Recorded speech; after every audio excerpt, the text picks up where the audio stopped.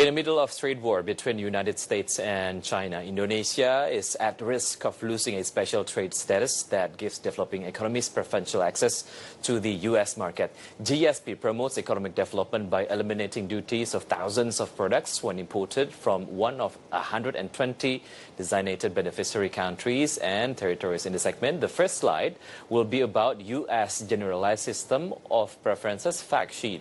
Here's some interesting facts about it. The preferential duty-free entry for up to 4,800 products, that's a lot of products, instituted on January 1st, 1976 and under Trade Act of 1974 and designated 129 beneficiary countries. GSP program aims to help developing countries such as Indonesia. Close to 129 nations are currently part of the program according to USTR document. Under the United States GSP program, certain products can enter the U.S. duty-free if the beneficiary developing countries meet the eligibility criteria established by the Congress. Countries can also be graduated from GSP program depending on factors related to economic development. And next slide will be about the U.S. trade representatives going refuse of specific country practice.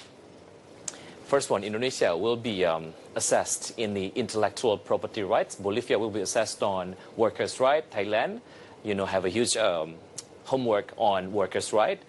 Georgia on the workers' rights also. Ecuador, arbitral awards, and Ukraine is in the intellectual property right. It's pretty much the same case with Indonesia. For Indonesia, it includes intellectual property rights and trade and investment barriers. According to U.S. government, through the International Intellectual Property Alliance's initial petition stated that Indonesia does not meet the GSP eligibility criteria due to lack of adequate and effective intellectual property rights protection and enforcement, including court enforcement, which has resulted in extremely high levels of physical and online piracy. It is estimated that 87% of business software is unlicensed, while retail and mall piracy rates are even higher. And next slide will be about generalized system of preferences qualifying member countries of ASEAN. Indonesia is one of the beneficiaries, and then Myanmar also being listed as the beneficiary of the GSP program. And after that, we got Thailand and Cambodia. After Cambodia, we've got the Philippines. Yeah, not all the countries in ASEAN can be granted for GSP facilities, but however, Indonesia and Thailand is working behind the scenes of being removed from GSP programs. The status is still refused, but without strong lobbying, Indonesia may lose the preferential tariff treatment. And the next slide will be about the impact of losing U.S. generalized system of preferences for Indonesia. What are the consequences, the list of the consequences if Indonesia outlisted from the beneficiary country?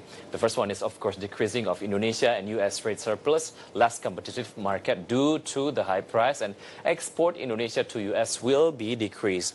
Indonesia is going against the grain by lobbying Washington in a bid to maintain its trade ties with the world's largest economy. Government has expressed the hope that the U.S. will not revoke the generalized system of preferences facility for Indonesia. This is because U.S. is such a big market for Indonesia for export goods. Even in 2017, Indonesia's products exported to the U.S. using GSP facility were worth $1.9 billion US. And next slide will be about Indonesia's generalized system of preferences other than U.S.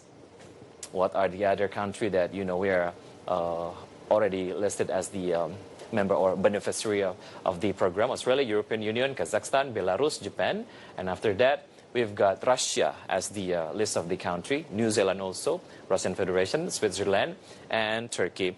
Other than United States generalized system of preferences, Indonesia has also received other donors, and up until now the U.S. government has been reviewing 124 Indonesian export products since 2017 to decide whether it will still be eligible for the GSP import tariff cut or no. Therefore, weighing trade relations between Indonesia and the U.S. is considered as requisite.